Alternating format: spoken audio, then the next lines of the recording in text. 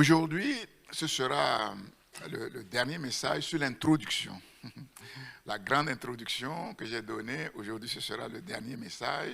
Et comme vous savez qu'en début juillet, Dieu voulant, et si vous le voulez aussi, je vais m'envoler pour Lomé, pour le Togo, pour préparer le terrain afin que l'équipe missionnaire me rejoigne. Le dernier dimanche prochain, c'est pas moi qui vais prêcher, le dernier dimanche, on va faire un bilan pour cette grande introduction. Comme nous avons l'habitude de le faire, à chaque étape, on s'arrête un peu et ensuite on continue. Et à mon retour de Lomé, nous allons maintenant entrer en profondeur dans le thème, à savoir vraiment être délivré, sortir de l'idolâtrie, l'œuvre profonde de Dieu dans nos cœurs par sa parole et par son esprit. Donc voilà, on aura encore quelques semaines devant nous pour effectivement achever ce grand thème que nous avons commencé. Qu'est-ce que l'homme? Et embrayer sur l'idolâtrie. Donc nous continuons ce matin. J'ai dit le dimanche dernier qu'il y a 3 niveaux de conversion. Qui peut me les donner, ces 3 niveaux de conversion? Quels sont les 3 niveaux de conversion qu'il y a? Nous avons vu la complexité de la conversion et pour cause, la conversion se fait à 3 niveaux. Quels sont ces 3 niveaux de conversion? Comportement, la conversion au niveau du comportement, et ça c'est le niveau superficiel, et c'est ce qu'on a considéré malheureusement pour la plupart comme étant la vraie et seule conversion. Ensuite, non. La conversion au niveau des croyances, et enfin, la conversion, et surtout, la conversion au niveau de la vision du monde. Au niveau de la vision du monde. Et il faut que cette conversion, effectivement, soit faite à ces 3 niveaux pour que la conversion soit totale et permettre vraiment au Seigneur d'accomplir son œuvre, laisser la main libre au Seigneur de pouvoir travailler convenablement comme il veut travailler au travers de nos vies. Et ce matin, je ne sais pas si j'avais commencé déjà ce point, la coexistence après la conversion de 2 visions du monde.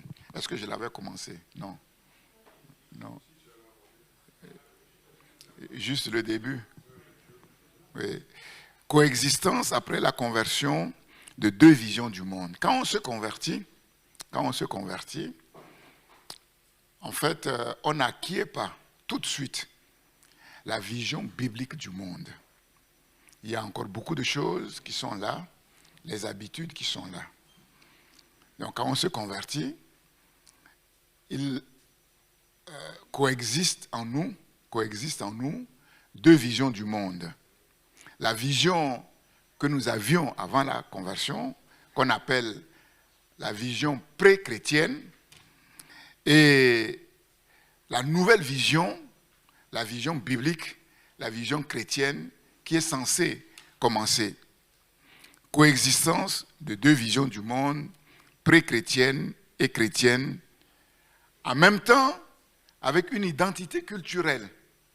Une identité culturelle. Et je vous ai dit que quand un Américain se convertit, quand on l'approche, on sait que c'est un Américain. Quand un Africain se convertit, tu t'approches, tu sais que c'est un Africain. Que ce n'est pas un Ivoirien, c'est un Togolais. Ce n'est pas un Togolais, c'est un Ivoirien. Quand un Antillais se convertit, tu l'approches, ne serait-ce qu'au niveau de l'accent. Donc, coexistence de 2 visions du monde, pré-chrétienne, chrétienne, en même temps avec une identité culturelle. Une identité culturelle. Donc vous voyez que ce n'est pas facile, ce n'est pas évident. Et donc normalement, l'évangélisation doit mettre l'accent sur la vision du monde de ceux qui écoutent l'évangile. Quand on prêche l'évangile,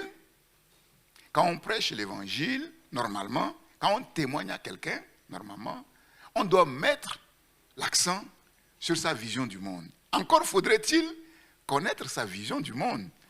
Donc on n'évangélise pas comme ça, il y a une approche. Sinon, mais ce sera une évangélisation bateau. On dit la même chose à tout le monde, alors que nous savons que tout le monde n'a pas la même vision, n'a pas la même identité culturelle. Et ça ne peut pas marcher. Et c'est ce que malheureusement, beaucoup ne font pas. C'est pour ça que l'évangélisation, telle qu'on l'a fait jusqu'à présent, ne marche pas trop. Ça ne donne rien. Tu vois, les gens viennent, parfois, on fait un appel, il faut faire un appel, il fut un temps, voilà, quand on prêche l'évangile, il faut forcément faire un appel. Bon, moi, je ne le fais pas parce que je me rends compte que ça ne donne rien. Hein? Mais, on ne met pas l'accent sur la chose la plus importante, à savoir la vision du monde. Comment mettre l'accent sur la vision du monde de ceux qui nous écoutent? Normalement, nous commençons d'abord à nous appuyer sur les éléments, les choses que la personne connaît. Les éléments connus. Que la personne peut comprendre en fonction de son identité culturelle, en fonction de sa vision du monde. Et maintenant, petit à petit, le faire sortir de sa vision du monde, de son identité culturelle, pour maintenant poursuivre avec les éléments qui vont être en rupture avec son identité culturelle et avec sa vision du monde. Et quand nous regardons comment évangélise l'apôtre Paul, c'est comme ça qu'il fait. Alors nous allons lire un texte et vous allez comprendre tout de suite. Actes chapitre 17. Actes chapitre 17. Si tu évangélises un juif comme si tu évangélisais un musulman, ça ne marchera, ça ne marche pas. Si tu évangélises un catholique comme tu évangélises un témoin de Jéhovah, ça ne marchera pas. Ça ne marchera pas. Ou comme si tu évangélises un bouddhiste, ça ne marchera pas. Parce qu'ils n'ont pas la même vision du monde, ils n'ont pas la même identité culturelle. Actes, chapitre 17, à partir du verset 16. Donc Paul était à Athènes. Athènes, vous connaissez Athènes? C'est où? En Grèce. Voilà. Comme Paul, il attendait ses coéquipiers, l'équipe missionnaire, comme Paul les attendait à Athènes, il sentait au-dedans de lui son esprit s'irriter. Et pourquoi son esprit s'irritait? Parce que cette ville était remplie d'idoles. À la vue de cette ville pleine d'idoles, notre monde est devenu fondamentalement idolâtre. Mais ce n'est pas quelque chose de nouveau. Voilà, ce n'est pas quelque chose de nouveau. À la vue de cette ville pleine d'idoles. Donc après, Paul va prêcher l'évangile.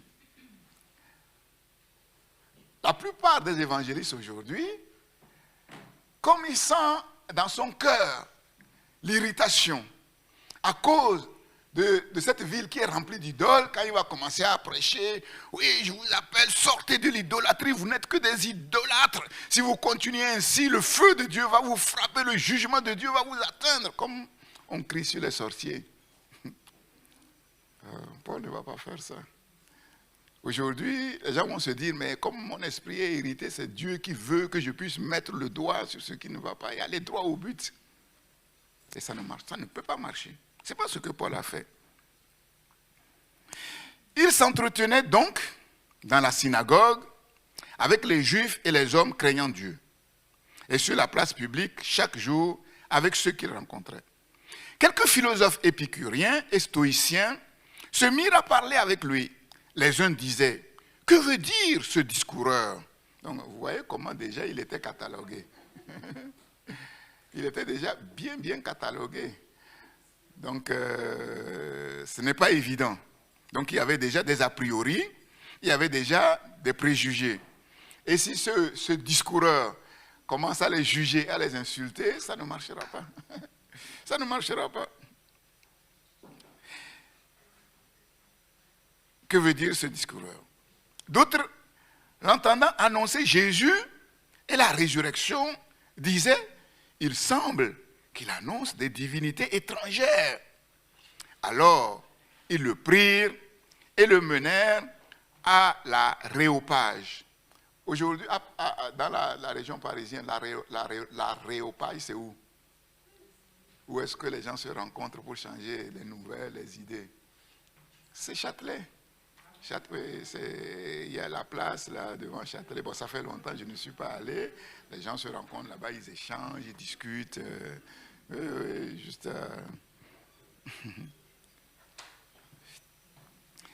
Donc, ils le menèrent à l'aréopage en disant, pourrions-nous savoir quelle est cette nouvelle doctrine que tu enseignes? Car tu nous fais entendre des choses bizarres, des choses étranges. Nous voudrions donc savoir ce que cela peut être. Verset 21. Or, tous les Athéniens et les étrangers demeurant à Athènes ne passaient leur temps qu'à dire et à écouter des nouvelles. Paul, debout au milieu de l'aréopage, dit, regardez comment Paul va évangéliser, avec une sagesse et en suivant effectivement ce que je viens de dire tout à l'heure. Il va commencer à toucher les éléments qu'ils connaissent bien, leur vision du monde, leur identité culturelle. Hommes athéniens, je vous trouve à tous égards extrêmement religieux. Car en parcourant votre ville et en considérant les objets de votre dévotion, j'ai même découvert un autel avec une inscription à un Dieu inconnu. Vous voyez comment il parle, avec diplomatie, en arrondissant les angles. C'est pas vous êtes pécheur, vous êtes idolâtre, Dieu va vous frapper si vous ne venez pas à Jésus, non.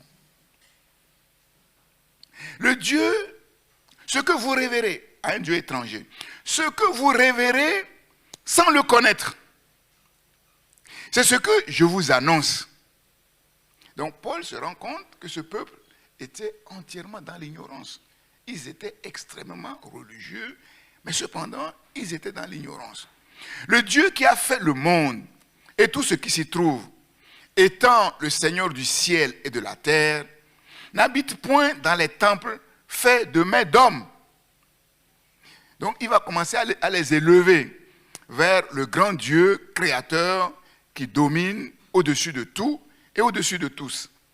Il n'est point servi par des mains humaines, comme s'il avait besoin de quoi que ce soit, lui qui donne à tous la vie, la respiration et toutes choses. Il a fait que tous les hommes sortis d'un seul sang habitent sur toute la surface de la terre. Donc Paul est en train de dire, on est tous des frères. On sort tous d'un même sang. On a les mêmes ancêtres. Qu'on soit blanc, noir, jaune. Donc aujourd'hui, il y a des chrétiens, si tu appelles un musulman ton frère, ah non, il n'est pas mon frère. Non, il n'est pas ton frère. Comment? Oui, sur un certain plan, il n'est pas mon frère, mais sur un autre plan, il est mon frère. En tant qu'humain, on a quelque chose de commun. On a quelque chose de commun. Tous les humains ont quelque chose de commun. Et qu'est-ce qu'on a de commun? Déjà, le Dieu, c'est le Dieu créateur qui a créé les musulmans, qui a créé tous les êtres humains. Le même ancêtre. Ce n'est pas parce que, en grandissant, ton frère de même père, même mère a pris une autre voie qui n'est plus ton frère ou qui n'est plus ta soeur. Donc ça, il faut le comprendre. Et sortir des préjugés. Il y a quelque chose qui unit tous les humains. On peut s'asseoir et trouver quelque chose à dire à n'importe qui sur cette terre. Mais si on n'a pas cette approche, il y a des gens qu'on ne peut pas gagner à Jésus. Il y a des gens qu'on ne peut pas gagner à Jésus. Et quand on voit comment parfois des chrétiens évangéliques, sous prétexte que leur propres frères ou sœurs de même père, même mère ou famille générale, on pense qu'il est sorcier, comment on les traite, comment... C'est terrible. Comment on peut les gagner? C'est pas possible. Paul n'a pas fait ça. Il n'est point servi par des mains humaines, comme s'il avait besoin de quoi que ce soit, lui qui donne à tous la vie, la respiration et toutes choses. Il a fait que tous les hommes sortis d'un seul sein habitent sur toute la surface de la terre, ayant déterminé la durée des temps et les bornes de leur demeure. Il a voulu qu'ils cherchent le Seigneur et qu'ils s'efforcent de le trouver en tâtonnant.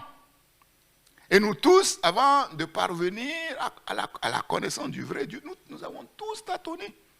Nous avons tous tâtonné. Bien qu'il ne soit pas loin de chacun de nous, car en lui, nous avons la vie, le mouvement et l'être. C'est ce qu'ont dit aussi quelques-uns de vos poètes. De lui, nous sommes la race. Ainsi donc, étant la race de Dieu, vous voyez la sagesse avec laquelle Paul amène les choses, étant la race de Dieu. Nous ne devons pas croire que la divinité soit semblable à de l'or, à de l'argent ou à de la pierre, sculptée par l'art et l'industrie de l'homme. Dieu, sans tenir compte des temps d'ignorance, annonce maintenant à tous les hommes en tout lieu qu'ils ont à se repentir parce qu'il a fixé un jour où il jugera le monde selon la justice par l'homme qu'il a désigné, ce dont il a donné à tous une preuve certaine en le ressuscitant des morts. Donc Paul va partir de ce qu'ils connaissent, des éléments qu'ils connaissent. Et progressivement, il va leur montrer qu'en fait, ils sont en train de chercher Dieu. Mais ils sont complètement dans l'ignorance.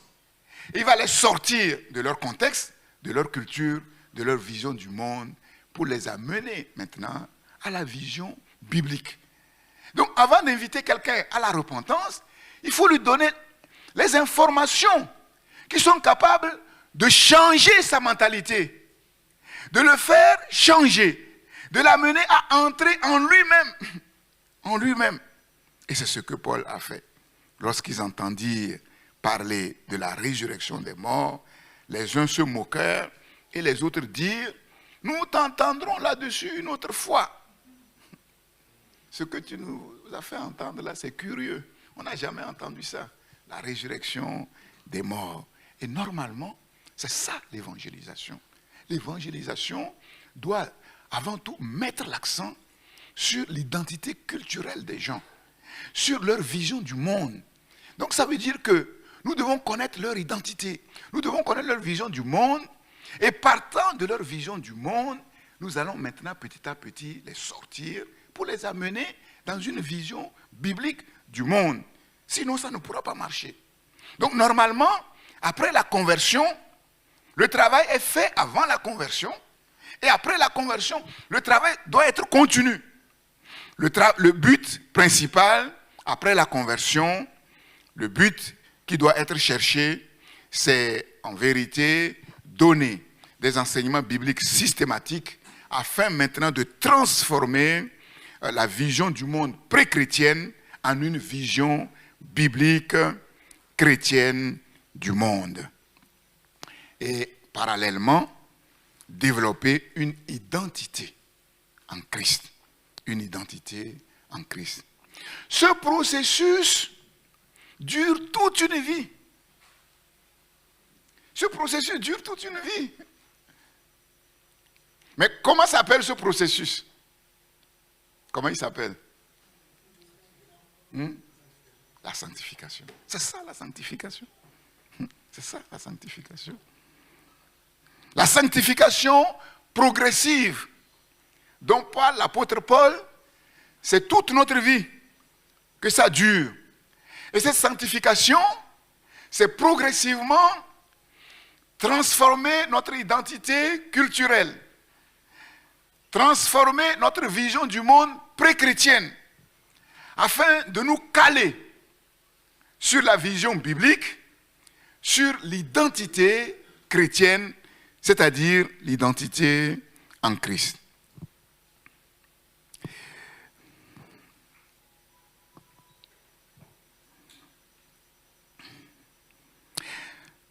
malheureusement, l'expérience montre que chez la plupart des chrétiens et des communautés chrétiennes, la vision du monde pré-chrétienne persiste encore longtemps malgré la formation de la vision du monde chrétienne qui a commencé à avoir lieu. Il y a des chrétiens, quand on les regarde, en fait, on se rend compte que ils ne sont pas les mêmes quand ils sont à l'église, quand ils sont à la maison, quand ils sont au travail.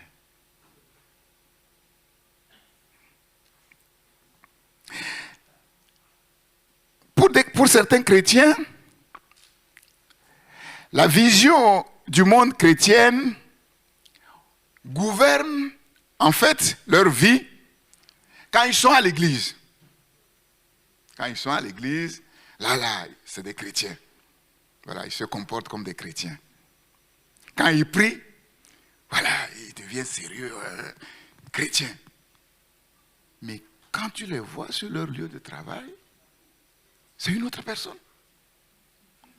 Chez eux, c'est une autre personne. Il y a des chrétiens, ils ont le langage biblique quand ils sont à l'église, quand ils prient, mais à la maison, ils ont un autre langage. Il y a des enfants de Dieu en dehors de l'église et en dehors des temps de prière, quand tu les entends parler, mais on se demande, est-ce qu'ils connaissent quelque chose de la Bible? Ils ne parlent jamais de la Bible. Ils peuvent vous raconter des histoires. Ils peuvent parler de beaucoup de choses. Mais parler de la Bible, c'est très rare. Et on voit clairement que la vision biblique, l'identité en Christ, n'a pas encore complètement pris place. N'a pas encore complètement pris place.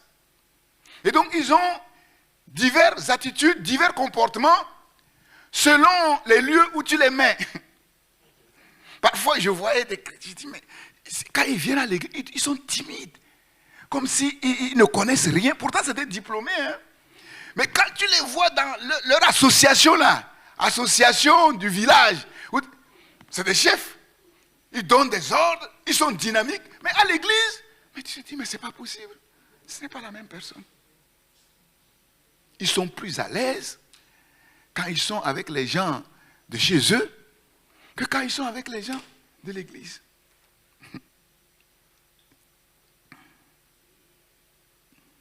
Donc, pour certains, la vision du monde chrétienne gouverne leur vie d'église, leur temps de prière,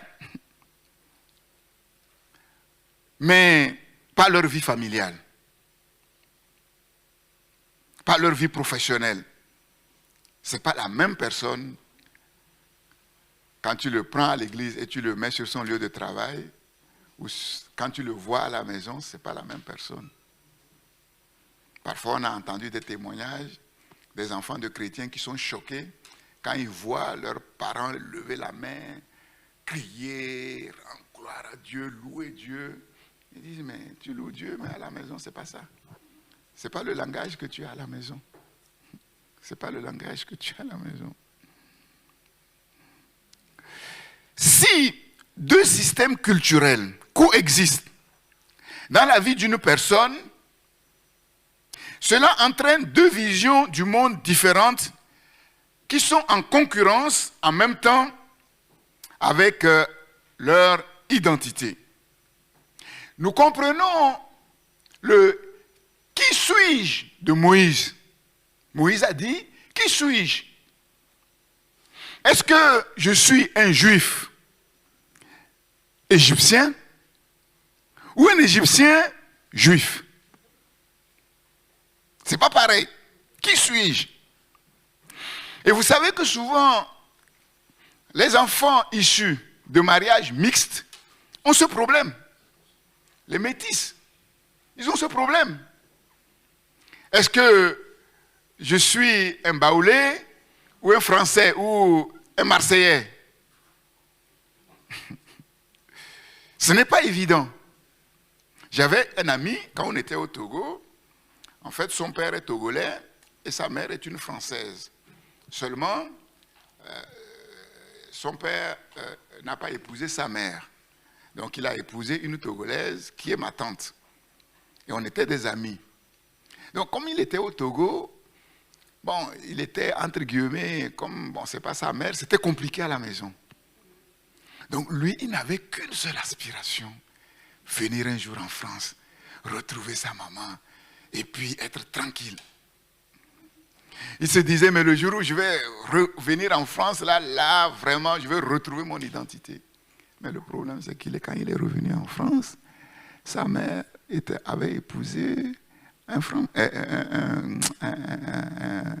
Français qui adhérait au parti, à l'époque, c'était Jean-Marie Le Pen, qui était dur contre les étrangers, qui ne voulait même pas le voir. Et du coup, quand il est arrivé en France, c'est là où il s'est dit non, moi je préfère me considérer comme un Togolais. C'est triste. Et du coup, il a basculé, il a choisi. Et toute sa vie, finalement, il a épousé une Togolaise, et toute sa vie est alignée plutôt sur les valeurs africaines que sur les valeurs françaises. Donc ce n'est pas évident. Ce n'est pas du tout évident. C'est pour ça que nous devons travailler à développer cette vision du monde biblique. Biblique. Surtout dans les mariages mixtes. Au risque qu'il y a des tiraillements et que nous puissions inculquer nos enfants ce tiraillement sans même se rendre compte. Sans même se rendre compte. Ce n'est pas évident. Qui suis-je? Suis-je un Français chrétien ou un chrétien français? Suis-je un entier chrétien ou un chrétien entier?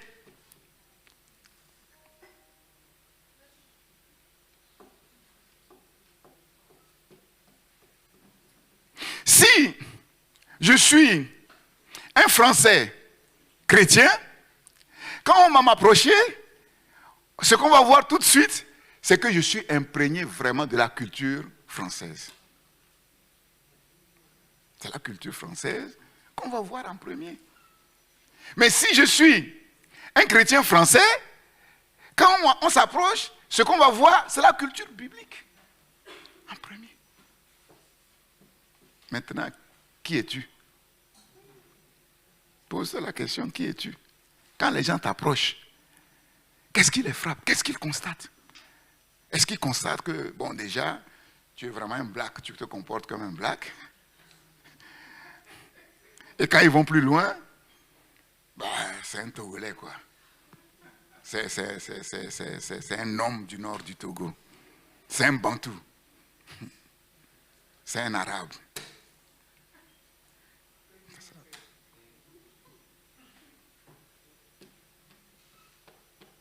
C'est pour ça, parfois, je vous titillais en disant, faites attention même à certaines expressions. À certaines expressions. Qui montrent que on est vraiment ancré dans notre culture du pays d'où on vient. Parce que les Antillais ne parlent pas comme les Africains. Et même en Afrique, le Togolais ne parle pas comme un Ivoirien. C'est ça. Quand les gens s'approchent de toi, qu'est-ce qui les frappe? Qu'est-ce qui les frappe? C'est ce que tu es. C'est ça. Il y a des expressions qui ne trompent pas. Il y a des expressions qui ne trompent pas.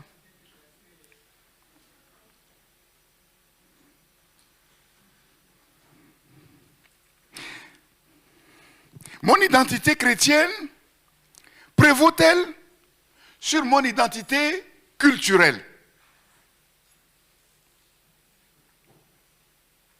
Est-ce que quelqu'un va être choqué quand il s'approche de moi, il discute avec moi et après je lui dis le pays dont je viens, qu'il connaît bien, il dit, ah bon, je ne pouvais pas imaginer que tu viens de ce pays-là. Ouais. S'il peut te dire ça, tu peux dire, voilà, moi, je suis vraiment bien converti. Et que c'est la vision biblique qui dirige ma vie. Vous savez, c'est ça qui pose problème dans les mariages mixtes. Quand ce n'est pas réglé, avec le temps, c'est compliqué. C'est très compliqué. C'est très compliqué.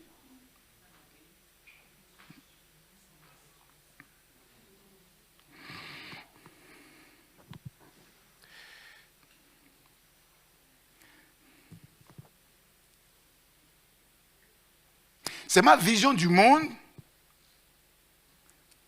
qui détermine mon identité. L'identité qui prédomine en moi, c'est ma vision du monde. Ou l'identité américaine, française, ou l'identité en Christ. Comme je l'ai dit, malheureusement, on remarque dans la plupart des cas, l'identité culturelle est plus forte parce que le travail sur la vision du monde n'a pas été fait comme elle devrait être faite après la conversion. Et c'est ce qui est apparu dans la tragédie du Rwanda que nous connaissons tous, cette guerre fratricide entre chrétiens. Et ce n'est pas seulement une affaire du Rwanda, c'est une affaire de toutes les nations. Seulement, bon, il n'y a pas eu les mêmes guerres pour révéler effectivement cette tragédie. Cette tragédie. Ce sont les enseignements systématiques bibliques, avant et après la conversion, qui permettent vraiment de transformer notre vision du monde et soumettre les différents systèmes culturels, les soumettre à la Bible, afin de former en nous une identité en Christ. Maintenant, nous allons faire un peu d'histoire. Comment la vision du monde, la vision chrétienne du monde a évolué au cours de l'histoire? Comment la vision chrétienne du monde a évolué au cours de l'histoire? Premièrement, l'Église du Seigneur Jésus-Christ a été influencée dans un premier temps par la foi juive. Par la foi juive. Pourquoi? Parce que tous les premiers chrétiens étaient des juifs. C'était des juifs. Tous les apôtres étaient des juifs. Les premiers chrétiens étaient des juifs. D'une certaine manière, l'Église du Seigneur Jésus-Christ a fonctionné d'abord sur la base d'une vision hébraïque du monde. Vous savez qu'après leur conversion, les chrétiens ont continué à fréquenter le temple. Les chrétiens ont continué à fréquenter le temple. Les Juifs qui se sont convertis à la foi chrétienne ont gardé la vision hébraïque du monde comme base de leur personnalité. Comme base de leur personnalité. C'est ce qu'on a vu chez Pierre. Et c'était flagrant. Pourquoi Pierre s'opposait tant à Jésus? Parce que les enseignements de Jésus contredisaient les enseignements qu'il a reçus étant juif. Pour lui. Et vous savez que c'est pour ça que les Juifs ont tué leur Messie. Ils ne comprenaient pas son enseignement. Ils ne savaient pas que Jésus était venu pour les éclairer, pour leur permettre de bien comprendre les enseignements qu'ils ont reçus, qu'ils ont mal interprétés. Ils ont dit non, on ne peut pas accepter ces enseignements qui contredisent nos enseignements. Ils opposaient Moïse à Jésus. Alors que Moïse a annoncé la venue de Jésus. Et pourquoi ils opposaient Moïse à Jésus? Parce qu'ils n'ont pas compris l'enseignement de Moïse.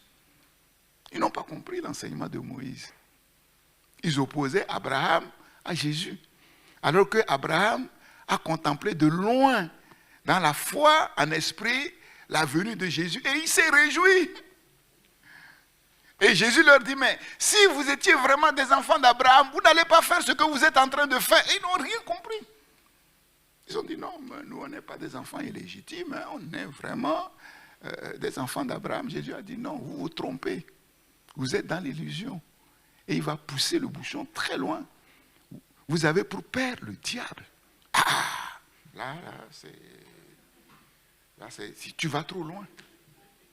Il a signé son arrêt de mort. Il a signé son arrêt de mort. Donc, c'est sérieux. Pourtant, c'est Dieu qui cherchait.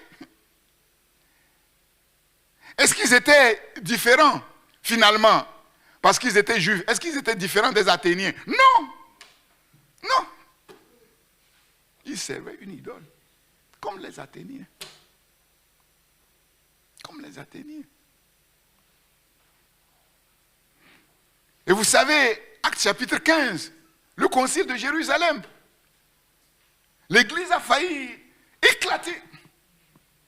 Parce que les Juifs, certains Juifs ont dit non, il faut que les païens soient circoncis. Parce que pour eux, Abraham c'est Abraham, la circoncision c'est tout. C'est le signe. Quelqu'un qui n'est pas circoncis ne peut pas prétendre connaître Dieu. Entrer en relation avec Dieu, il fallait que tous les païens. Mais c'était chaud. Actes chapitre 15. L'église a failli éclater complètement. Heureusement, les ténors étaient là. Les ténors étaient là. Paul va se lever, il va parler. Pierre va se lever, il va parler. Jacques, l'apôtre, le frère de Jésus, va se lever, il va parler. Il dit non. Pourquoi voulez-vous mettre sur le coup de ces pauvres personnes un joug que ni nos pères, ni nous n'avions pu porter? Personne. Le grand Moïse dont vous parlez, il est mort. Il est mort.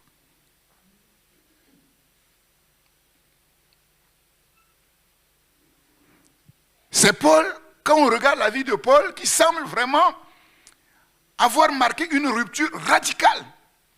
Et nous comprenons pourquoi. De par sa conversion. Et nous savons que lui, il était en plein, en train de persécuter directement celui qu'il croyait servir. Et nous comprenons que quand il a été arrêté de manière tragique, dure, sur le chemin de Damas, il a dû faire un changement radical. Mais, comme on va voir, tout n'était pas réglé pour autant. C'est ça. Les convertis non juifs, eux, sont rentrés dans la foi chrétienne. Et vous savez que c'est Pierre qui va ouvrir la porte au salut des païens avec Corneille. Et vous savez que il a fallu que Jésus frappe du poing sur la table. Quand Jésus voulait envoyer Pierre pour évangéliser Corneille, Pierre a dit niet. Niet. C'est l'apôtre Pierre. Il a dit non. Là, tout ce que tu... Moi, je peux tout... Mais pas ça. Moi, je n'ai jamais mis quelque chose d'impur dans ma bouche. Je n'ai jamais mangé quelque chose d'impur. Mais c'est des leçons, c'est très important. Aujourd'hui, on ne regarde pas ces choses, mais qui sont très importantes. Qui sont très importantes. Ce que Dieu a déclaré pur. Toi, tu es qui? Parfois, on traite les païens de haut. Mais il y a des païens que Dieu dit, ils sont même plus purs que les chrétiens. D'ailleurs, regardez dans les évangiles. Regardez dans l'évangile. Quel juif a été en honneur? Quel juif? Personne. Et je disais un jour, aujourd'hui, si Naaman, le général syrien, se convertit, et il dit au pasteur qu'il a amené à l'évangile, là je vais retourner dans mon pays, et je serai obligé de rentrer dans le temple des idoles de mon maître, parce que quand mon maître rentre dans les temples des idoles, c'est sur moi qui s'appuie. Il dit, ah, ou tu es converti, ou tu n'es pas converti. Radicalité. Mais après, il faut être radical, sinon c'est foutu. Est-ce que c'est ça que le prophète lui a dit? Mais non. Mais non. Va en paix. Va en paix. Si réellement tu es converti, Le Saint-Esprit va t'éclairer et va te conduire sur ce que tu vas faire. Mais autrement dit, il va falloir que le prophète aille toujours avec lui. À l'époque, il n'y avait pas de portable pour que s'il y a une situation, il va appeler le prophète pour savoir ce qu'il faut faire. Donc c'est le prophète maintenant qui prend la place de Dieu et ça ne peut pas marcher. Ça ne peut pas marcher. Si tu es converti, si l'Esprit de Dieu est en toi, mais l'Esprit de Dieu va te conduire. Tout ce qui n'est pas le fruit d'une conviction est péché. Si dans ton cœur, pour toi les idoles, c'est rien. Paul dit, mais en vérité, les idoles, c'est zéro. C'est zéro. C'est les démons qui sont derrière, qui manipulent les gens. Maintenant, c'est quelqu'un qui voit clair et qui voit que les idoles, c'est zéro. L'idole ne peut rien lui faire. Parce que le démon ne peut rien lui faire. Parce qu'il voit clair, parce qu'il est dans la vérité. Vous connaîtrez la vérité et la vérité vous affranchira. Aujourd'hui, les chrétiens sont bourrés de préjugés. Bourrés de préjugés. Et on a condamné. On a condamné des innocents. On a condamné des innocents. On est devenu trop religieux. Je vous ai dit, c'est le message que je vous ai donné quand je suis revenu. Si on ne sort pas de la religiosité, on ne sort pas de tous ces préjugés, c'est difficile d'entrer dans une relation de fond avec Dieu. Ce n'est pas possible. Le Dieu créateur, qui a créé tous les hommes, qui aime tous les hommes, quelle que soit leur religion, quel que soit ce qu'ils font, toutes les nations appartiennent à Dieu. C'est de lui que toute famille dans le ciel et sur la terre tire son nom. Il n'y a pas des gens sur la terre qui sont créés par des démons. Non.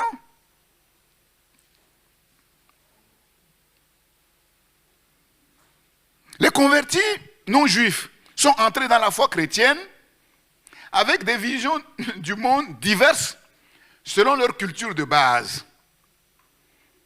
Holistique, dualiste, sur la base de la philosophie qui régnait à l'époque, dualiste, pour certains, le monde, c'est le bien et le mal, l'axe du mal et l'axe du bien, la matière et l'esprit. Voilà pourquoi il y avait du désordre, notamment à Corinthe. Un désordre pas possible.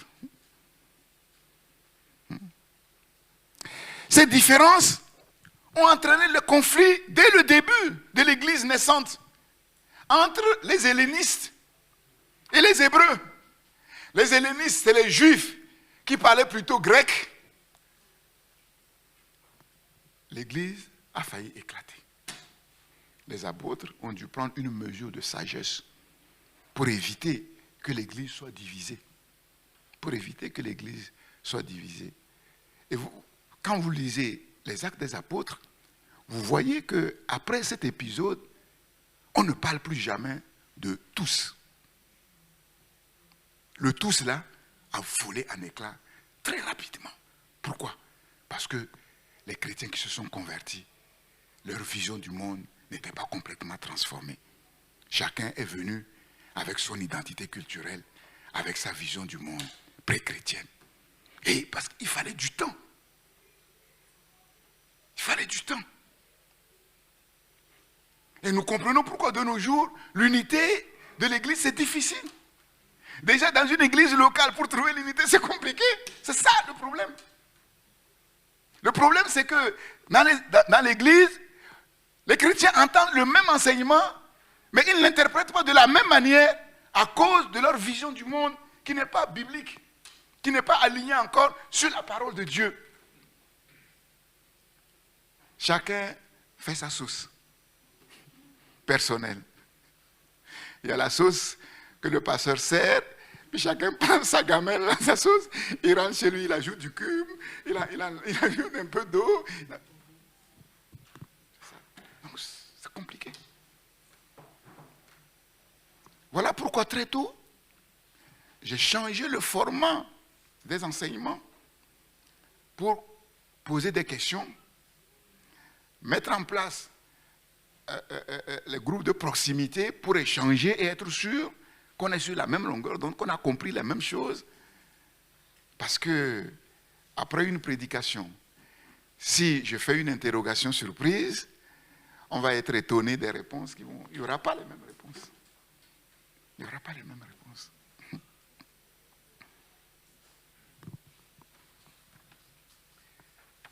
Donc, la première église a été teintée, marquée par l'identité culturelle juive.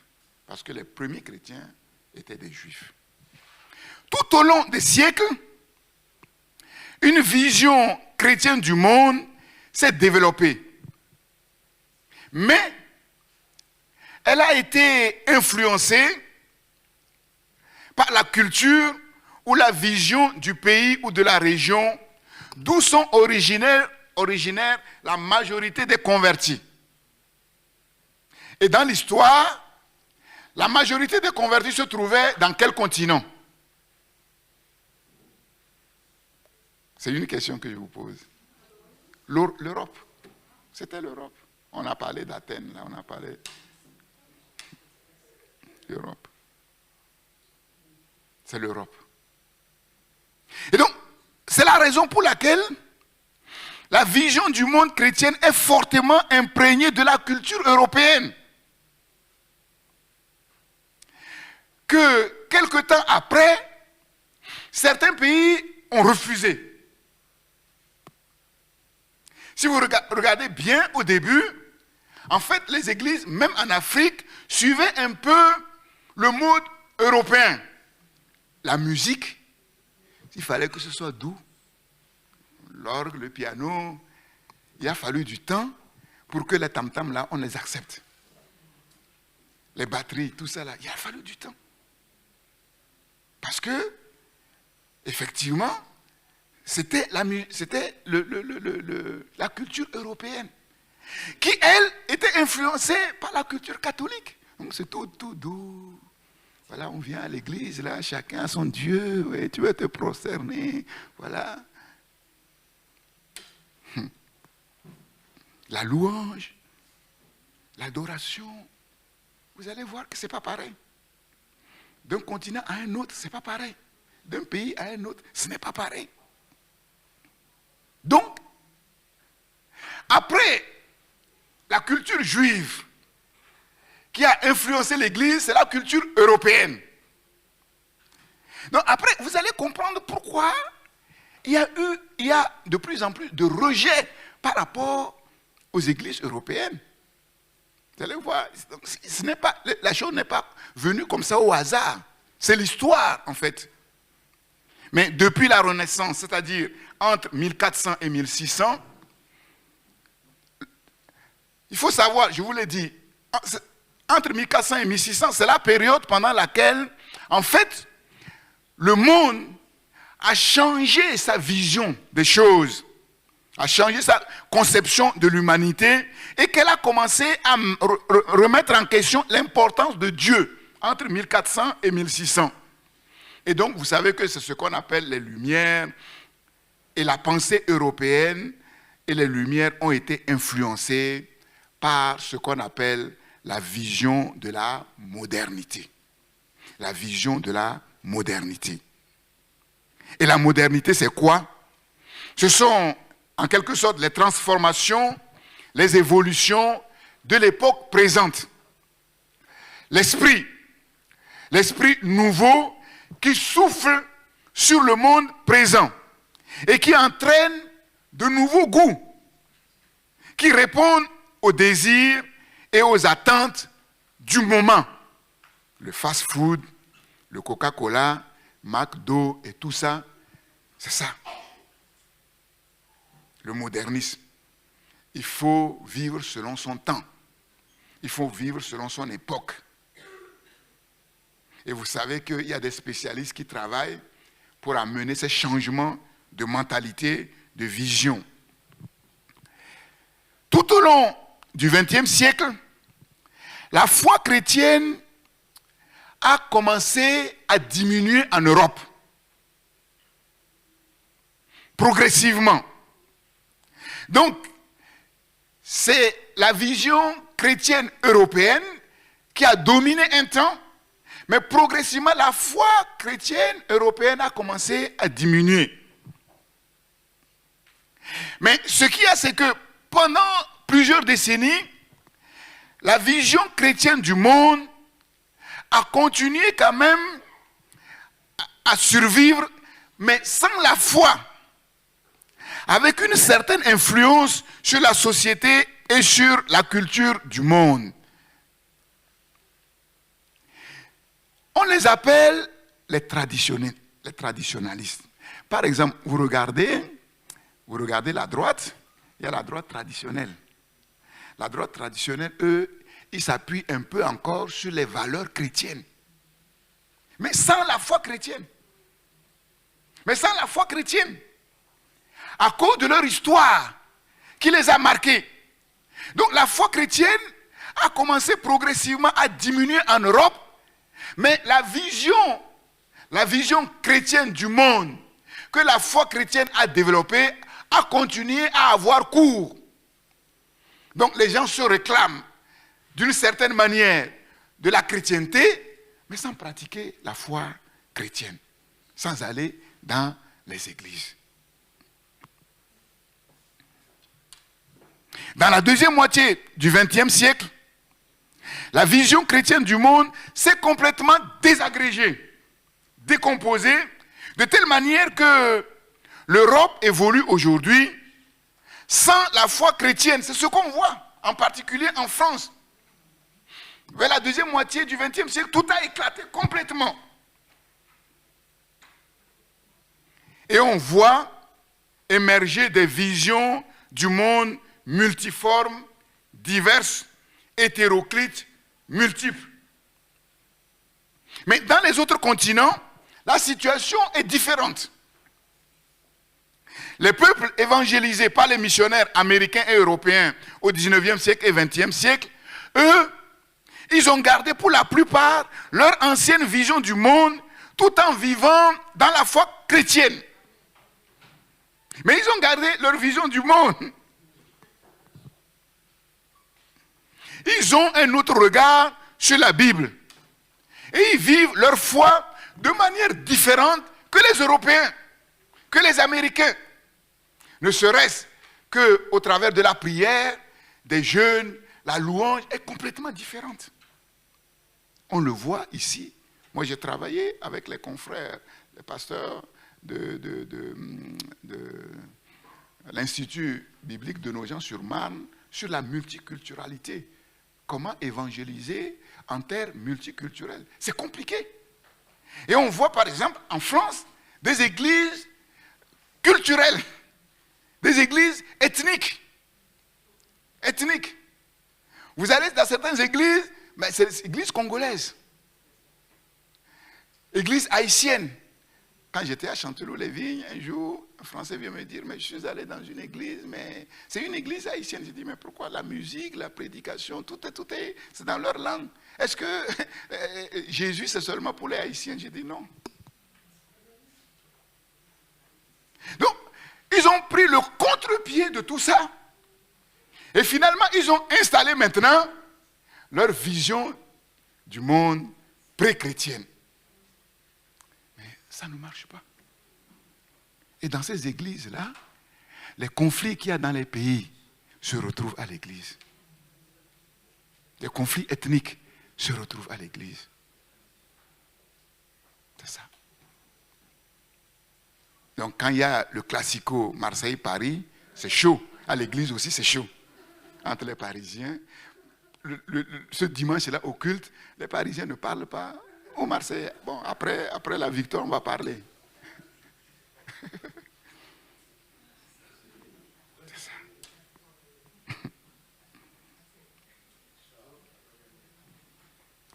Donc, vous voyez, ce n'est pas évident. C'est complexe. Heureusement que le Seigneur est Seigneur. Et qu'il contrôle tout. Il est parfaitement contrôlé. Si le Seigneur était un homme, ça fait longtemps, on ne parlerait même plus de ces choses. Ça aurait volé en éclats. C'est des équations humainement impossibles à résoudre. Impossible.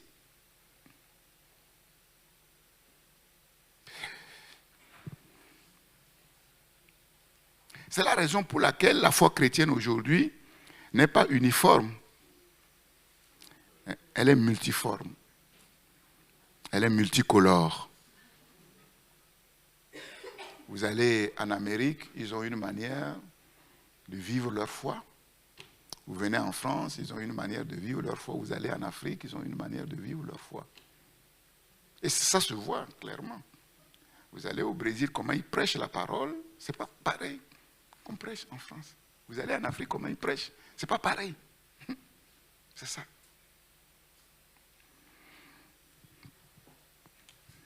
Il faut du temps pour accroître les connaissances bibliques, pour que les croyances soient fondées sur la Bible, afin que tous les préjugés et les visions du monde deviennent progressivement bibliques, chrétiennes. Le changement de la vision du monde généralement prend place à la deuxième génération. On l'a vu avec Israël. C'est la deuxième génération qui est entrée en Canaan. C'est la deuxième génération qui est entrée en Canaan.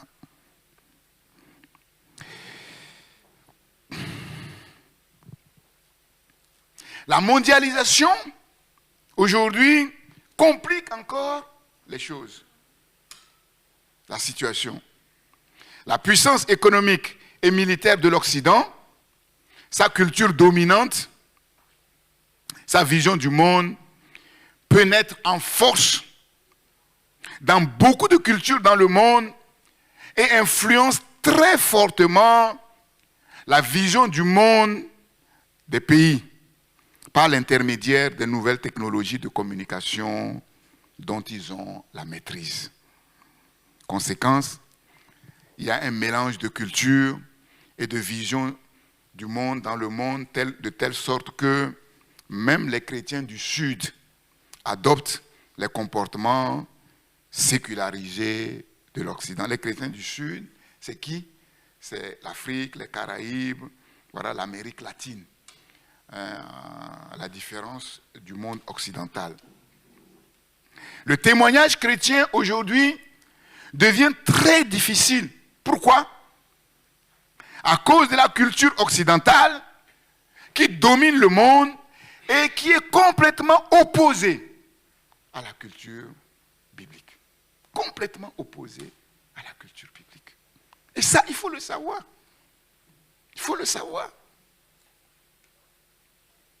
En Occident comme en Afrique, je vous l'ai dit, en fait, de puissants groupes d'intellectuels travaillent à déconstruire la culture judéo-chrétienne dans le monde pour dire que tout ça, c'est des foutaises.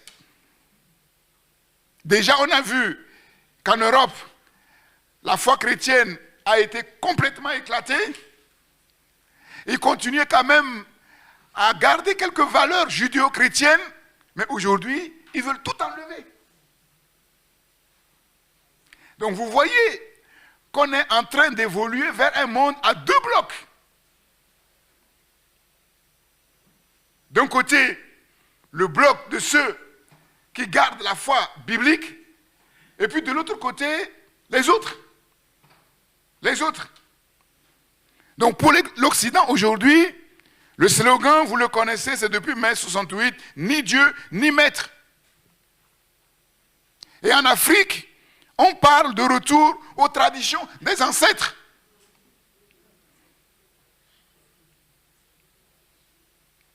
Retour à la source de la sagesse, la grande sagesse africaine.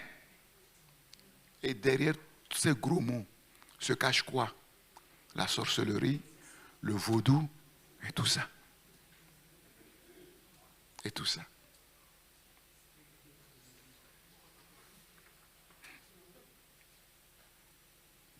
C'est ça.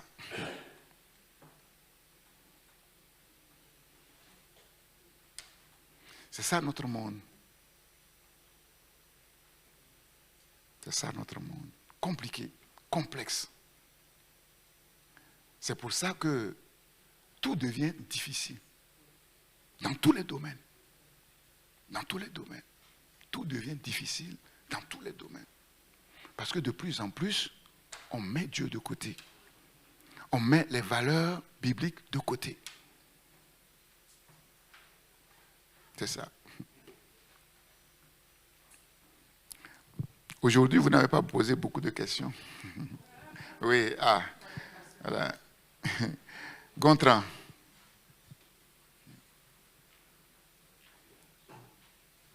Oui, vous avez dit tout à l'heure que la vision du monde biblique s'acquiert progressivement. Et vous avez donné comme exemple Pierre. Et dans le même temps, on a l'impression que, si on prend Paul, que Paul, ça a été radical dès le début. En tout cas, il n'y a pas comme ça des exemples qui montrent qu'il avait conservé des choses de l'ancienne vision. Donc, comment vous expliquez pas dire ce décalage, mais ces deux manières d'être converti? Oui, je l'ai dit un peu aussi, j'ai donné une explication. L'explication, c'est que Paul, il était très radical, tu vois, dans la vision juive du monde. Comme lui-même il a dit, il n'y avait pas plus fanatique que lui, plus djihadiste, je sais pas comment que lui, il n'y en avait pas. Tu vois, et il a été arrêté de manière tragique, violente. Mais quand tu regardes bien, il n'y a pas beaucoup de conversions comme ça. Tu vois, il allait comme ça et on l'a terrassé. Tu vois? Donc tu ne peux pas faire comme si tu ne sais pas. Voilà, Jésus a dit, il te sera dur de régimber contre les aiguillons. Donc forcément, il est obligé, d'une certaine manière, d'être radical. Vous allez voir, les djihadistes, ils se convertissent, ils sont radicaux. Hein? Ah oui, oui. Ceux qui sont à fond dans le mal, quand ils se convertissent, ils comprennent mieux que ceux qui croient qu'ils ne sont pas dans le mal. C'est ce que je vous ai dit. C'est pour ça, dans les évangiles, mais Jésus, généralement, ceux qui étaient en honneur, mais c'est les prostituées, c'est les gens de mauvaise vie. Les gens de mauvaise vie. Tu vois, les Juifs, ils disaient, non, nous, on n'est pas concernés par ça. Nous, on est des enfants d'Abraham, on est clean. On est clean. Alors qu'ils étaient plus souillés, plus impurs. Mais ils ne savaient pas. Tu vois? Donc Paul, effectivement, entre guillemets, il a été comme un instrument que Dieu a préparé pour ensuite enseigner la grâce et la miséricorde. Tu vois? Et donc, en fonction de son ministère, quand tu regardes bien, les prophètes n'ont pas le même ministère. Ils n'ont pas le même ministère et ils n'ont pas la même formation non plus. Tu vois, tu prends Ésaïe, il n'a pas souffert comme Jérémie. Jérémie, lui, devait être l'image de l'agneau de Dieu souffrant. Tu vois. Mais comme je dis, Paul, bien qu'il a été radical, tout n'était pas réglé. Hein? Ah non. Il s'est querellé avec, avec son compagnon de mission. Ils se sont bagarrés. Ils ont été obligés de se séparer. Bon, bagarrer, c'est trop dit, mais ils ont été violents. Hein. Ce n'était pas une altercation, une petite altercation. C'était tellement violent qu'ils étaient obligés de se séparer. Tu vois? Bon, après, Paul est revenu en disant, voilà, Jean-Marc, finalement, bon, j'ai été trop dur. Et il a dit, voilà, envoie-le-moi, il va m'être utile dans le ministère. Tu vois, quand il a été enlevé au 3e ciel, on aurait pu penser que tout est réglé. Il descend sur la terre. Dieu dit, si on ne le met pas dans les fers, il va se perdre. Tout n'était pas réglé pour autant. Pourtant, sa conversion a été radicale. Tu vois, il a vu Dieu. Il a vu les choses. Enfin, pas Dieu. Il a vu des choses au 3e ciel. Hein.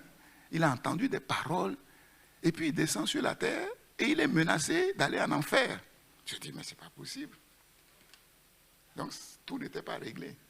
Le problème de fond, qu'est l'orgueil, qui s'appuie sur l'idolâtrie, qui s'appuie sur la plus grande idole qui est le moi, n'était pas pour autant réglé à 100%. C'est ça.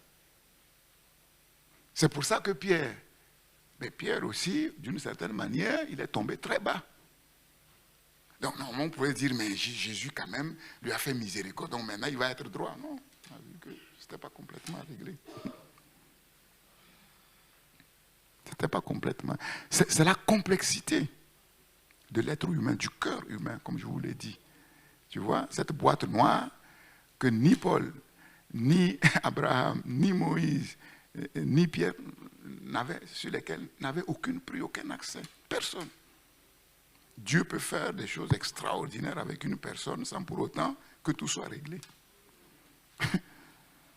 Sans pour autant que tout soit réglé. Et quand on voit que ça marche bien avec la personne, si on ne fait pas attention, on peut avoir l'impression que cette personne-là, elle c'est vraiment quelqu'un. Non, c'est rien du tout, c'est la grâce de Dieu. C'est pour ça que j'ai pris l'exemple d'Ézéchias. Vous avez vu, un bon roi, Dieu dit, bon, on va se retirer un peu de lui. On ne le reconnaissait plus. On ne le reconnaissait plus. C'est ça.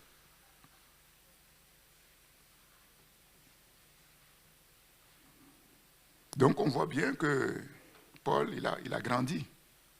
Tu vois, quand il s'est converti, il n'a pas commencé la mission tout de suite. Hein. Bon, c'est des années après. Donc, quand on lit les Actes des Apôtres, on pense que c'est... Non, c'est des années après. Il a été 3 années en Arabie Saoudite. Qu'est-ce qu'il a été faire? On ne sait pas. 3 années. Peut-être dans l'école biblique du désert, malgré tout. C'est ça. Parce qu'une chose, c'est d'être arrêté radicalement. Et une autre chose, ce qui a amené Paul à être comme il est, une autre chose, c'est de régler ce problème de fond. De fond. C'est ça. Et on a vu comment Dieu a fait son travail pour que ce même apôtre qui était très radical au début, on pourrait dire un cœur un peu dur, parce qu'il a toujours été comme ça, il a été dur avec Jean-Marc. Hein?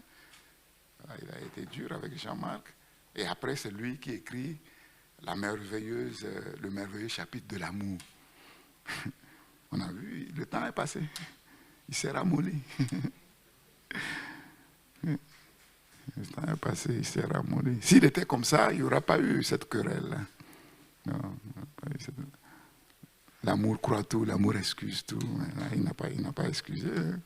Il dit non, lui, il est encore dans les jupons de sa mère. Il ne peut pas venir avec nous à la mission. Non. Il sera une porte ouverte.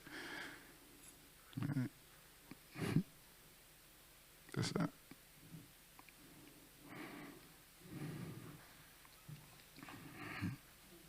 Franck.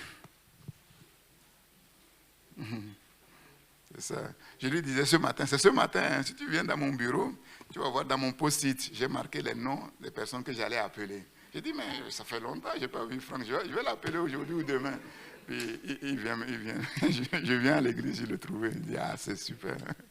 Bon, je sais que son travail fait qu'il se déplace beaucoup. Et je sais qu'il nous suit en ligne. Mais bon, lui, comme il a dit, lui, il nous voit, mais on ne le voit pas. C'est ça le problème. Oui, vas-y. Oui. Oui, c'est allumé, normalement. J'ai écouté la prédication, mais c'est vrai qu'il y a un point que je n'ai pas bien saisi. La dissension entre le français chrétien et le chrétien français. Pourquoi je m'explique. Oui. Comme vous avez dit, je voyage. Et du coup, quand j'ai l'occasion, je fréquente du coup les églises locales. Oui. Et bien que je fais attention au message, Oui. le message peut être le même, mais forcément, selon le lieu où on se trouve, ça va être fait différemment. Oui. Mais moi, j'ai toujours pris ça comme une richesse. Je me disais que c'était une manière différente de dire la même chose, en fait. Oui. Mais c'est ce point-là de fracture, de dissension entre les deux que je n'ai pas compris. Comment savoir si on est dans l'un ou si on est dans l'autre? Oui. Et je n'ai pas vraiment Oui, saisi... Parfois, tu vois, peut-être parce que tu écoutes l'enseignement en gros et tu ne vas pas dans les détails. Si tu vas dans les détails, parfois, bon, je ne dis pas que c'est le cas, hein, parfois il y a des éléments culturels qui sont même véhiculés dans le message de la parole de Dieu, sans qu'on ne prête attention. C'est pour ça que je vous ai dit un jour que j'étais au temple du Calvaire, j'écoutais un confrère français prêcher, donner pour lui un très bon conseil au couple, surtout au mari, en disant, voilà, pour gagner votre femme, c'est bien de leur apporter un bouquet de fleurs. Les femmes vont se regarder. On ne mange pas les fleurs ici. C'est quelque chose, voilà. Tu vois? Et ça, bon, tu peux l'entendre ici, mais ça ne te touchera pas. Ça va passer comme ça, mais tu ne sauras pas que c'est un élément culturel. Et cet élément culturel va agir sur le comportement des gens qui l'écoutent. Donc celui qui écoute ce message et dit « Ah oui, amen, c'est vrai », un jour il va revenir avec un bouquet de fleurs. Donc ça va agir sur son comportement sans même se rendre compte. Tu vois, c'est ce que dans le message d'avant, je disais qu'il y a un grand missionnaire anthropologue qui a dit de faire attention si on ne se connaît pas soi-même et on ne connaît pas ceux qu'on évangélise, on peut effectivement leur apporter des choses qui n'ont aucune valeur pour eux et parfois même peut leur faire du mal, quoi, en fait, parce qu'on ne sait pas dissocier, tu vois, ce qui est fondamentalement de la parole de Dieu, de notre culture. Et quand on regarde bien beaucoup de missionnaires, bon, on l'a entendu hein, quand on était dans une convention missionnaire à Miami, où il y avait beaucoup de pasteurs, un vieux missionnaire qui a dit clairement que les missionnaires ont fait beaucoup de dégâts dans le champ de mission. Ils ont apporté la parole, mais aussi leur identité culturelle, même sans se rendre compte. C'est ça. Un exemple très simple, hein, ce sont les Américains qui ont amené l'évangile au Togo. Et les Américains, eux, ils ne boivent pas d'alcool. Et ils ont imposé ça à l'Église. Et voilà, un jour, je posais la question au président des Assemblées de Dieu, pourquoi vous avez ça? Ben parce que les missionnaires qui ont apporté la parole, c'était ça. Tu vois, eux, après, ils ont dit oui, effectivement, quand on regarde, on voit que les gens se convertissent, mais ils sont encore dans l'alcoolisme. Ce n'est pas une interdiction qui va les délivrer. On va faire des hypocrites. Donc ça fait que les gens viennent à l'église, ouais, ils écoutent, mais ils rentrent chez eux, ils boivent quand même leur verre de vin. On fait des hypocrites. C'est la délivrance. Ce n'est pas quelqu'un qui est alcoolique. Tu sais très bien, quelqu'un qui fume ou quelqu'un qui est alcoolique, ce n'est pas de lui imposer. Ne fume plus. C'est mauvais, ça va te tuer. Ce n'est pas ça qu'il va faire. Il y a un lien. Si le lien n'est pas brisé, tu as beau lui donner de belles paroles, ça ne marchera pas. C'est ça. Donc c'est pour ça que nous, en tant qu'enseignants, nous devons faire très attention. On peut véhiculer dans nos enseignements notre vision du monde sans même se rendre compte. Sans même se rendre compte. Si on n'a pas pris du recul, vraiment par rapport à soi-même, pour apprendre à se connaître, pour apprendre à se remettre en question, on peut véhiculer notre vision du monde sans même se rendre compte. Sinon, le message est globalement le même. Tu vas en Afrique, tu vas en Amérique, on va dire, voilà, Jésus sauve, Jésus est mort pour nous à la croix. Oui, mais il n'y a pas que ça. Après, il y a la manière de se comporter, il y a tout ça là qui joue, quoi, en fait. Comment on met la parole de Dieu en pratique après, c'est ça. Un jour, on était... Jonathan et Jean-Jacques recevaient des frères et sœurs américains dans le cadre du basket. On les a invités à déjeuner. Puis, bon, la fille qui est dans la louange expliquait que eux, non, eux, vraiment, ils s'adaptent aux cultures, tout ça. Bon, moi, dans mon cœur, bon, après, je l'ai dit, je l'ai repris, moi, je voyais qu'elle était vraiment une Américaine, quoi. Donc, moi, je savais que ce qu'elle disait, c'est pas vrai. Elle croit qu'elle le fait, mais en fait, c'est faux. Elle a acquis ça, elle a compris théoriquement la chose, elle a compris que c'est bien de faire comme ça, mais son comportement ne s'aligne pas en fait. C'est ça. C'est ça. Puis on a vu aussi des basketteurs américains, quand ils sont venus, se sont vraiment intégrés à l'église, rapidement comme ça. Oui, parce qu'il y a eu un travail sur leur vision du monde qui fait que, voilà. Et quand ce travail est fait, normalement, effectivement, un chrétien, tu peux aller dans n'importe quel pays, tu es à l'aise, quoi, en fait. C'est ça. On a vu aussi que beaucoup de chrétiens africains, quand ils viennent en France, ils ont du mal à suivre. Ils ont du mal à suivre. Parce qu'il y a une façon de prêcher en Afrique qui fait qu'ici, ils ne se retrouvent pas, quoi, en fait. Dans beaucoup d'églises en Afrique, maintenant, c'est la prophétie, la prophétie. La parole n'a pas trop de place. Prophétie, prophétie, prophétie. Donc, tant qu'il n'y a pas prophétie, là, c'est comme s'il n'y a rien, quoi. Oui, mais ce n'est pas ça. Il persévérait dans les enseignements des apôtres. Ce n'est pas écrit, il persévérait dans la prophétie. Et malheureusement, souvent, ces prophéties, c'est des fausses prophéties. Malheureusement. Oui.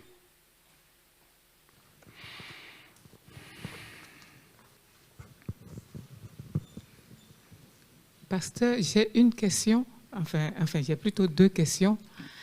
La première, c'est de savoir, est-ce qu'on peut être délivré sans son consentement? Non, c'est Non. impossible. D'accord, Sinon, Dieu devient un dictateur. d'accord. Et si Dieu devient dictateur, il peut délivrer tous les êtres humains. Tout à fait. Instantanément, il délivre tout le monde. Dieu veut que tout le monde soit sauvé, mais tout le monde, force est de rendre compte, n'est pas sauvé. Bon, on ne peut pas délivrer. Dieu ne peut pas délivrer. Comme un jour, le docteur Karambiri disait que Dieu ne sépare pas deux amis. Tout à fait. Voilà. Parce que si tu veux séparer deux amis, tu vas devenir leur ennemi. Ennemi. Ils vont se mettre ensemble pour te déchirer. Oui. Ce qui m'amène donc à la deuxième question. Là, on parle D'où de... l'importance de l'enseignement pour comprendre, D'accord, pour prendre conscience. Voilà. Si quelqu'un ne comprend pas, quand Dieu va venir pour lui faire du bien, il va dire Dieu est méchant avec moi. Voilà, c'est ça le problème. Parce qu'il ne sait pas qu'il y a un mal qu'il faut enlever. Donc Dieu veut enlever le mal, ça fait mal. Quand on enlève un mal, ça fait mal. Tu vois, quand on sait qu'il y a un cancer et qu'on enlève, ça fait mal, et qu'on est sûr qu'en enlevant, on sera guéri, on accepte que ça fasse mal. Mais si tu ne sais pas qu'il y a cancer et puis on enlève, on veut enlever quelque chose, tu n'accepteras pas. Tu vas dire, mais moi, je n'ai pas de cancer, pourquoi vous me faites souffrir pour rien? C'est ça. Donc la personne croit que Dieu l'a fait souffrir pour rien, que Dieu lui fait passer par le désert pour rien. Et ça ne marchera pas. Et on sait que dans le désert, pour que ça marche, il faut qu'on comprenne la leçon que Dieu veut nous apprendre et qu'on l'accepte, sinon on va tourner en rond dans le désert et finir par mourir dans le désert comme Israël, quoi, en fait. Ça. donc ça voudrait dire que pour la vision chrétienne, c'est aussi une question de volonté? Bien sûr, je l'avais dit. Et j'avais dit que c'est pour certaines choses, pour que ça change, il faut vraiment vouloir. Ce n'est pas seulement de comprendre, mais il faut le vouloir, vraiment. Voilà. Sinon, vous avez vu la vie de David. Sinon, David allait dire basta. À un certain moment, il dit, bon, ça suffit, quoi, en fait. Voilà. Il faut vouloir vraiment changer. C'est pour ça que les changements sont difficiles. C'est pour ça qu'il y a un décalage entre ce que Dieu est capable de faire et ce que Dieu fait. Dieu est capable de délivrer instantanément. Je vous ai dit que normalement, du point de vue biblique, la conversion, c'est un changement instantané des structures profondes de l'être humain. Si quelqu'un est en Christ, il est une nouvelle création. Les choses anciennes sont passées, toutes choses sont devenues nouvelles. Dieu est capable de le faire. Voilà. Mais Dieu ne peut pas le faire à cause de la résistance de l'être humain qui ne comprend pas. Et qui ne comprend pas tout. Et qui ne veut pas laisser Dieu faire, quoi, en fait. Voilà. Jusqu'à ce qu'ils soient au pied du mur, ils disent, ah là, franchement, comme c'est ce que Jésus a dit, à Paul, il te serait dur de régimber contre les. Jusqu'à présent, il a résisté. Tu vois, il a vu la mort d'Étienne. Il a entendu des paroles, normalement, ça là, c'est lui qui était le chef des opérations. Il a entendu des paroles, et normalement, s'il les met en parallèle avec les paroles, il allait dire, mais là, mais il a résisté. Donc là, Jésus dit, bon, tu peux continuer à résister. Mais, donc, vous voyez comment, tu vois, comme il a déjà résisté, comment Dieu a été obligé de frapper dur. Donc, s'il continue de réfléchir, là, je ne sais pas comment il peut frapper plus dur que ça. Donc, après, c'est compliqué. Oui. Oui, tu nous as parlé, et la sœur Louise l'a dit, par rapport à la volonté. Mais le principe du déjà et de pas encore est tellement complexe. Il y a aussi toute la thématique inconsciente, parce que la culture, c'est important, mais il y a des choses qu'on véhicule malgré nous. Il y a des choses qui sont tellement ancrées au plus profond qu'inconsciemment même... La boîte noire. La boîte noire. Oui, c'est ça. C'est ça. Donc, ce décalage-là, puisqu'il y a ce processus qui est petit à petit, même si bibliquement, comme tu viens de le dire, normalement, on est une nouvelle créature entière, enfin tout de suite, spontanément, c'est vrai que c'est complexe parce qu'en même temps, il y a ce processus tout au long de notre vie. C'est tout au long de notre vie qu'on doit aller vers l'image de Christ. Oui, parce que c'est pour ça que je dis, en fait, le plus simple aurait été que quand on s'est converti, comme le brigand sur la croix, qu'on soit enlevé. Voilà. Donc le brigand sur la croix, il n'y avait pas de risque d'aller voler encore. Non, il sera dans le royaume de Dieu. Mais si quand il a été délivré, il était sur la terre, la même tentation qu'il a amené à aller voler va revenir. Voilà. C'est ça, on a vu avec Nicky Cruz, qui a été délivré. Après, lui-même, il a expliqué qu'il a failli retomber dans les mêmes choses. Parce que le diable ne lâche pas facilement. C'est l'accusateur des frères et il fait tout pour nous ramener dans les choses desquelles le Seigneur nous a délivrés, quoi, en fait. Et c'est ça le problème. Donc, si, au moment où on a accepté le Seigneur, on a confessé le Seigneur, on était enlevé, c'est bon. Mais quand on reste, après tu vas rentrer regarder ta télé. Mais qu'est-ce que tu vas voir? Voilà. Tu vas te retrouver avec tes amis. Qu'est-ce que tu vas leur dire? Comment ta conversation? Est-ce que tu vas... Voilà. Donc c'est tout ça. Donc après, il faut que les habitudes, petit à petit, changent et se calment. Et c'est ça qui n'est pas facile. Sans oublier les choses qu'on ignore. Tu vois, les choses qu'on ignore, qui sont dans la boîte noire, que Dieu va nous révéler progressivement pour qu'on puisse le laisser travailler en nous comme il doit faire, quoi, en fait. Donc ce n'est pas qu'on n'est pas sauvé. Tu vois, c'est le déjà et de pas encore. Déjà, la sanctification, c'est pareil. Il y a la sanctification instantanée et puis il y a la sanctification progressive. Tu vois, donc c'est ça la complexité, effectivement, de la chose. Seulement, c'est quand même triste, quand quelqu'un est sauvé, il est enlevé, c'est triste parce que Dieu a préparé des choses qu'il doit accomplir pour sa gloire, pour le témoignage de son nom. Donc, Dieu a enlevé, mais sans rien, tu n'as rien fait. Aucune œuvre ne te suit, donc c'est quand même triste. Voilà. Donc, tu ne peux pas faire la démonstration sur la terre de ce que Dieu est capable de faire en prenant quelqu'un dans la boue pour en faire un grand, quoi, en fait. Ça. Donc, en conclusion, c'est pourquoi la transformation en profondeur du converti est un impératif. Pour que son témoignage soit vrai et pour qu'il puisse avoir un impact dans le monde. La transformation en profondeur de l'être humain, on sait, c'est l'œuvre du Saint-Esprit et de la parole de Dieu, puis un travail de fond sur la vision du monde afin d'influencer notre conscience, nos croyances et leur orientation. Et comme je l'ai dit, cela passe par de solides enseignements bibliques systématiques. Sans ça, ce n'est pas possible. La parole doit agir comme une dynamite, quoi, en fait. La vision du monde et l'identité sont des notions à prendre sérieusement en considération lors du processus de la conversion et aussi après notre conversion. L'humain, de par son origine divine, tout humain a une soif intérieure de connaître Dieu, de découvrir le secret de la vie et d'acquérir une vraie et bonne connaissance du monde dans lequel il vit. C'est ce que Ecclésiaste 3:11 dit en disant que Dieu a mis dans le cœur de chaque être humain la pensée de l'éternité. Et c'est ce que Blaise Pascal dit en parlant du vide en forme de Dieu qui est dans le cœur de l'être humain. Donc en fait, si tous ces différents systèmes culturels qui existent dans le monde ne sont pas intégrés dans un système unifié de la Bible, et si l'identité en Christ n'est pas bien formée, ce sera impossible d'impacter le monde. Ce sera impossible d'impacter le monde. C'est ça.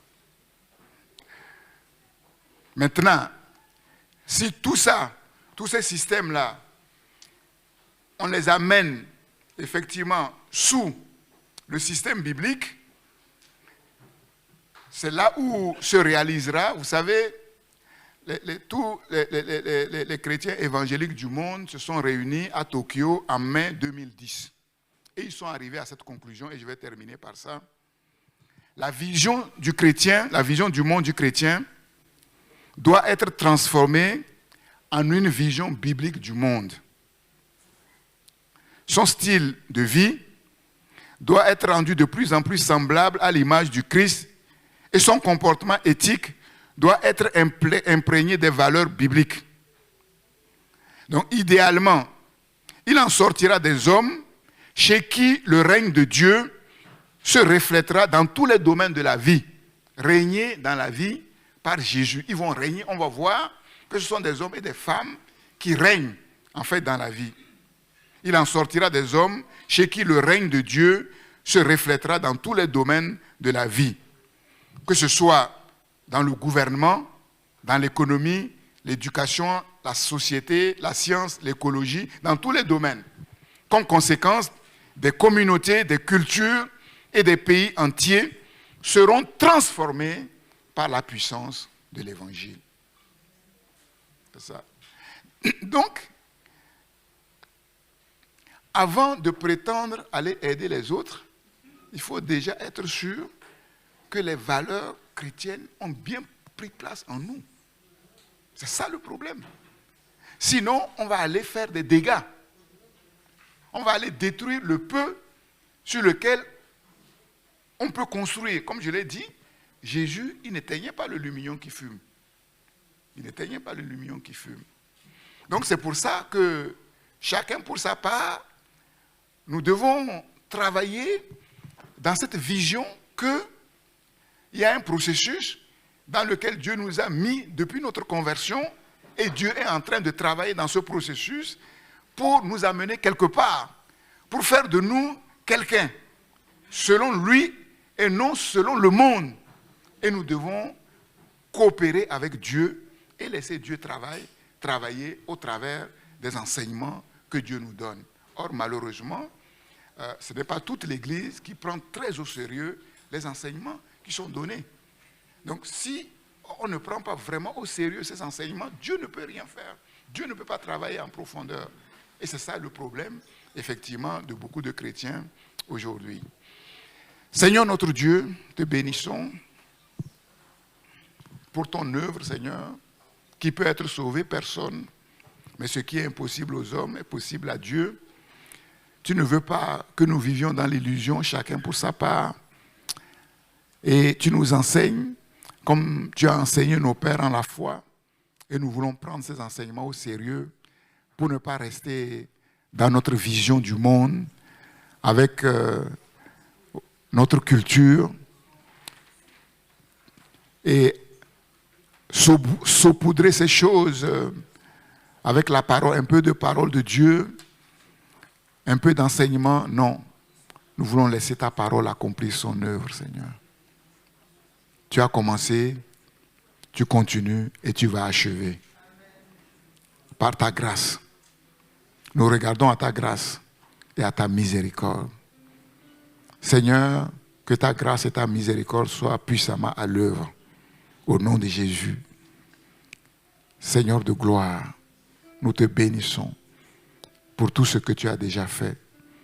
Et c'est déjà beaucoup. Nous te bénissons pour tout ce que tu feras, Seigneur.